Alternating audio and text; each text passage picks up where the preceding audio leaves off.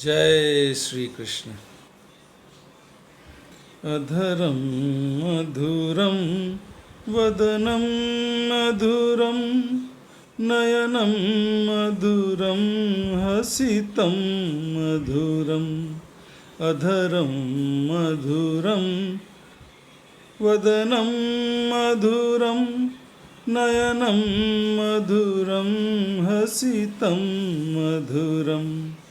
हृदयं मधुरं गमनं मधुरं मधुराधिपति अखिलं मधुरम्।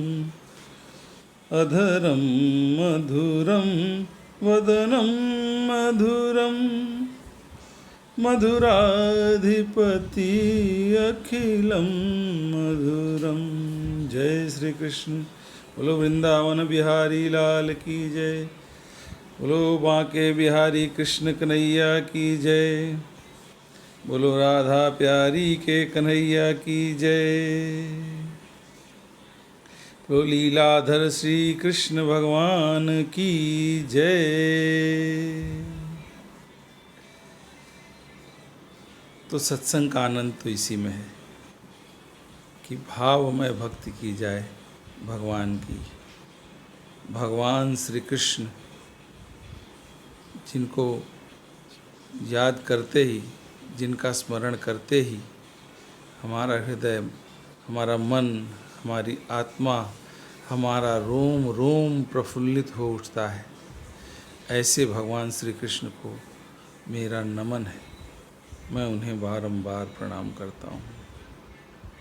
मित्रों, हमने कल की चर्चा संक्षेप में की थी भगवान श्री कृष्ण के बारे में, लेकिन क्या कहें, छोटा मुंह बड़ी बात, और इतने संक्षेप में क्या चर्चा करूं, मेरा मन ही नहीं भरता और मन भरा भी नहीं। तो ऐसा लग रहा है कि कृष्ण चर्चा ही करते चले जाएं आने वाले सभी खंडों में। कृष्ण भावनामृत से भर उठे मन, ऐसा ही लगता है। तो जन्माष्टमी उत्सव की एक बार पुनः मैं सभी को शुभकामना देता हूँ और सभी सत्संग प्रेमियों को सत्संगी प्रणाम भी करता हूँ। भगवान श्री कृष्ण जिनका अवतार जब हुआ तो कैसे कारावास में थे, लेकिन उनके अवतार होने के पहले ही ये भविष्यवाणी हो गई कि दुष्ट कंस का काल आ रहा है और वो देवकी के गर्भ में 8वें गर्भ के रूप में पैदा होगा, जन्म लेगा।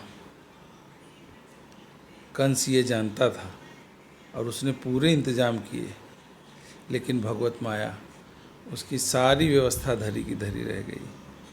पर ये कथा मैं ये बताना चाहता हूँ, ये अवश्य प्रारंभिक कथा है और बड़ी महत्वपूर्ण कथा है, पर श्री कृष्ण भगवान का पूरा जो कालखंड उन्होंने इस धरा पर बिताया, जो व्यतीत किया, उसको देखें तो ये एक बहुत संक्षिप्त सी, एक कई घटनाओं में, उनकी कई लीलाओं में एक बहुत ही छोटी सी लीला लगती है, जबकि प्रारंभिक काल में यही एक बहुत बड़ी महत्वपूर्ण घटना थी।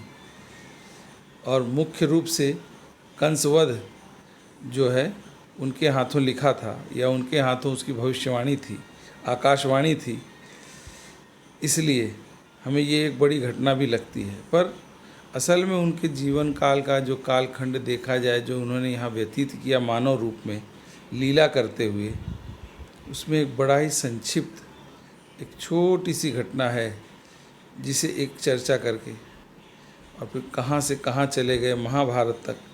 और जब अर्जुन को उपदेश दिया और कहा, यदा यदा हि धर्मस्य ग्लानिर्भवति भारतः अभ्युत्थानं धर्मस्य तदात्मानं सृजाम्यहम्।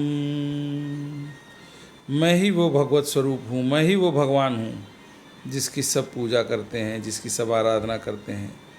सभी कुछ मुझ में ही आकर लीन हो जाते हैं। इतना स्पष्ट इतना ही आधिकारिक जो कथन भगवान द्वारा किया गया है, कितना सुस्पष्ट है कि सभी भक्तों के हृदय में वो अपने आप ही समाहित हो जाता है और वे शीश झुकाकर इसे धारण करते हैं। वे जानते हैं कि उनके भगवान ही उनका कल्याण करेंगे, क्योंकि दुष्टों का नाश करने के लिए, पाप का हरण करने के लिए ही उनका अवतार होता है। जो भी अवतार हो, उनके सारे अवतार केवल और केवल भक्तों के कल्याण के लिए हैं, वरना भगवान को क्या आवश्यकता है अवतार लेने की। पर मैं क्या बताऊं, मेरा मन तो बस उनके चरणों में ही लगा रहता है। जब मन में आता है तो उनके चरणों का ध्यान कर लेता हूँ। सांसारिक बातों से जब भी थोड़ी सी ढील पाता हूँ और ऐसा लगता है कि अब प्रभु चरणों में ध्यान करना चाहिए, तो अवश्य ही मैं उनका ध्यान कर लेता हूँ। और आप विश्वास मानिए, इतना आनंद आता है, इतना आनंद आता है कि मैं क्या बताऊँ। मुझे लगता है कि इसी कर्म में जीवन सार्थक है। खैर, अब भगवान श्री कृष्ण के बारे में मैं जितना भी कहूँगा मुझे कम ही लगेगा।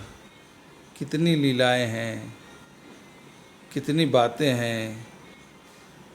कालिया दहन, कालिया वध, कंस वध, जरासंध वध, बहुत सारी घटनाएं जो चली शुरू से लेके और महाभारत काल तक, किस किस का वर्णन किया जाए। इतनी लीलाएं, इतनी अद्भुत लीलाएं हैं। इतना जो है आप उनके अंदर इतने अलग अलग रूप, आपको इतनी अलग अलग कलाएं आपको दिखाई देती हैं, स्पष्ट रूप से दृष्टिगोचर होती हैं कि सबका कथन करते करते कभी कभी वाणी को शब्द कम पड़ने लगते हैं। बस भगवान हम सबका कल्याण करें, ऐसी हम सबको प्रार्थना करनी चाहिए। और मैं भगवान के चरणों में शीश झुकाते हुए, पुनः एक बार उनको प्रणाम करते हुए आज की बात को यहीं विराम देता हूँ। जय श्री कृष्ण, जय श्री कृष्ण, जय श्री कृष्ण।